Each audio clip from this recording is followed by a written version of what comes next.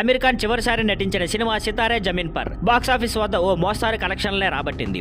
ఈ సినిమా పూర్వ భాగమైన తారే జమీన్ పర్ తో సంబంధం లేకపోయినా అమీర్ ప్రజలకు కనెక్ట్ అయ్యేలా చూపించేందుకు ప్రయత్నించాడు. ఇంతలో అతను షాక్ ఇచ్చిన విషయం ఏంటంటే ఈ సినిమా 6 నెలల వరకు ఓటీటీలో అందుబాటులో ఉండదని ప్రకటించడం. కానీ ఇప్పుడు ఆ విషయాన్ని మార్చేసి సినిమా యూట్యూబ్ లో ₹100 చెల్లించి చూసేలా విడుదల చేస్తామన్నారు. ఓ ప్రెస్ మీట్ లో ఈ విషయాన్ని ప్రకటించిన అమీర్ ఇది ఓ కొత్త రూట్ అని, వర్కౌట్ అయితే భవిష్యత్తులో పెద్ద సినిమాలు కూడా ఓటీటీకి వెళ్లే ముందు యూట్యూబ్ లోకి వస్తాయని చెప్పారు. ఇది ఓ రెవల్యూషన్ అని అన్నారు. కానీ ఇక్కడ ఇబ్బంది మొదలైంది. కేవలం 50 రోజుల గ్యాప్ లో థియేటర్స్ నుంచి యూట్యూబ్ కు వచ్చేస్తున్నారని ట్రోల్స్ స్టార్ట్ అయ్యాయి. కొంతమంది ఫ్యాన్స్ ఇది 3వ రోజు నుంచే ఓటీటీకి రావద్దని చెప్పినా అమీర్ ప్లాన్ చేశాడే తప్ప నిజంగా కొత్తగా ఏమీ లేదు అని విమర్శిస్తున్నారు. ఇంకా ఓ పెద్ద సమస్య కూడా ఉంది. పైరసీ ప్రమాదం ఎక్కువ.